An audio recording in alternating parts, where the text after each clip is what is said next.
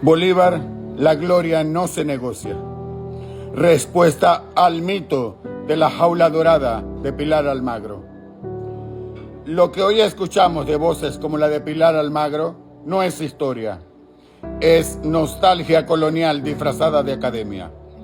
Se nos quiere vender la idea de que la dominación era armonía y que la emancipación fue un error de cálculo.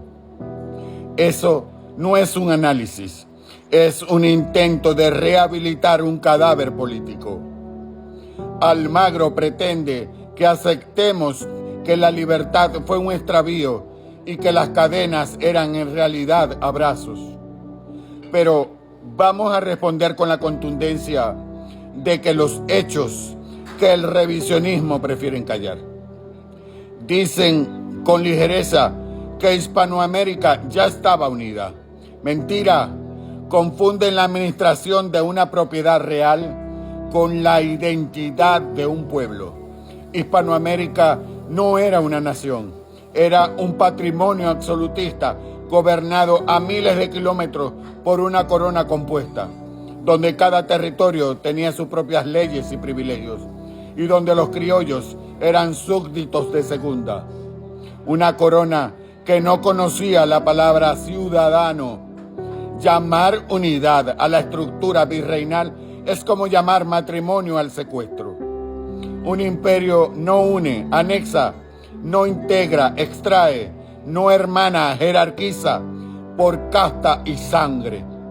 La paz que defienden voces como la de Almagro era la paz de los cementerios, la paz del silencio impuesto. Afirmar que Bolívar dividió el continente en 27 trozos, es decir, una ignorancia geográfica absoluta. Las líneas que fragmentaron las tierras no las trazó la espada de Bolívar, las trazó la pluma de los Borbones, siglo antes en Madrid. El dominio colonial castellano nos entregó divididos en compartimientos estancos, virreinatos y capitanías, diseñados específicamente para que no nos reconociéramos entre nosotros y así evitar cualquier amenaza al control central. Bolívar fue el único que tuvo la visión de coser esos jirones. Creó la Gran Colombia, convocó el Congreso de Panamá, soñó la unidad continental. Culpar a Bolívar de la fragmentación es tan absurdo como culpar al arquitecto de que la casa se derrumbe porque los herederos decidieron incendiarla tras su muerte para no compartir el techo. El argumento de la Carta de Jamaica y el supuesto plan inglés es el último refugio de quienes no entienden el hambre de libertad. Almagro pregunta con malicia: ¿qué hacía Bolívar en una colonia inglesa? La respuesta es diplomacia y supervivencia. En 1815, Bolívar estaba solo y exiliado. Buscar aliados en la geopolítica real no lo convierte en peón de nadie. Si buscar apoyo extranjero es invalidar una gesta, entonces la propia monarquía hispánica, hoy España, que necesitó el oro y las tropas británicas para expulsar a Napoleón, no sería soberana. La Carta de Jamaica no fue un contrato de venta, fue el diagnóstico brillante de un genio que comprendió que el nuevo mundo reclamaba su lugar en la modernidad. Luego viene el mazazo a la identidad, el argumento más rancio de Pilar Almagro. Bolívar era español. Reducir la identidad política a la genética es un determinismo racial caduco. Si la sangre hiciera Bolívar español, entonces nosotros no tendríamos patria. Usar ese argumento es intentar anular la existencia misma de nuestra república. Es decir, en pleno siglo XXI, que somos una invención artificial y que nuestra única verdad es la obediencia al trono, por una cuestión de ADN. Pero se equivocan.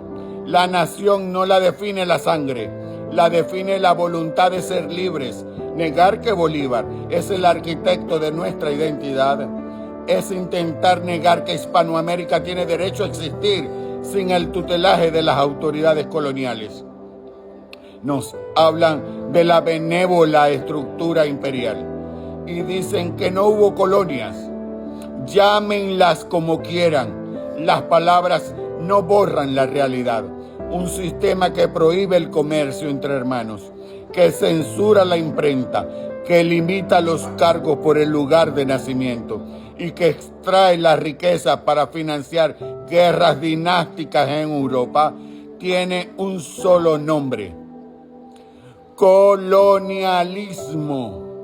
No hubo un mejor imperio en la historia. Hubo una maquinaria de subordinación que colapsó porque el alma humana no fue diseñada para la cautividad, para ser esclavo. Almagro se burla citando el final de Bolívar cuando dijo que había arado en el mar. Lo que ella no comprende es la diferencia entre el cansancio de un hombre y el triunfo de su causa. Bolívar murió amargado al ver cómo los caudillos locales, esos que prefirieron ser cabezas de ratón en pequeñas repúblicas, destruían el proyecto de la Gran Colombia. Su profecía sobre la barbarie no era un deseo de volver a las autoridades coloniales, era una advertencia contra la desunión que el propio revisionismo fomenta hoy. Piral Almagro se ríe y nos invita a juzgar el texto de la Carta de Jamaica. Lo juzgamos, sí, pero con ojos de hombres libres. Ella ve en el texto una traición. Nosotros vemos el acta de nacimiento de nuestra soberanía.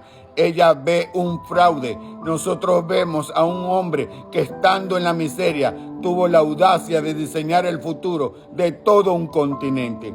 Bolívar no solo liberó territorio, liberó ideas, principios y la certeza de que Hispanoamérica podía ser dueña de su destino. Bolívar no dividió lo que estaba unido, liberó lo que estaba encadenado. Quienes hoy intentan demoler su figura lo hacen porque todavía les duele que el nuevo mundo dejara de ser su finca, su patio trasero. El relato imperial es una pieza de museo. La soberanía de Hispanoamérica es una realidad irreversible. La historia no retrocede, por muchos que algunos suspiren por las cadenas. La gloria de Bolívar no se negocia, porque la libertad que nos dio es nuestra única patria verdadera. Cuando la historia incomoda, los ignorantes no la debaten, la caricaturizan, la retuercen, la difaman, porque la verdad no se ridiculiza, se teme. La burla no es crítica, es la confesión pública de quienes jamás tuvo la altura intelectual, la claridad moral, ni la valentía para enfrentarse a los hechos. Quien se atreve a ridiculizar a Simón Bolívar, como Pilar Almagro, demuestra ignorancia histórica y miedo a la verdad que aún les duele. La historia de Bolívar no se negocia, su legado es inquebrantable, universal y eterno.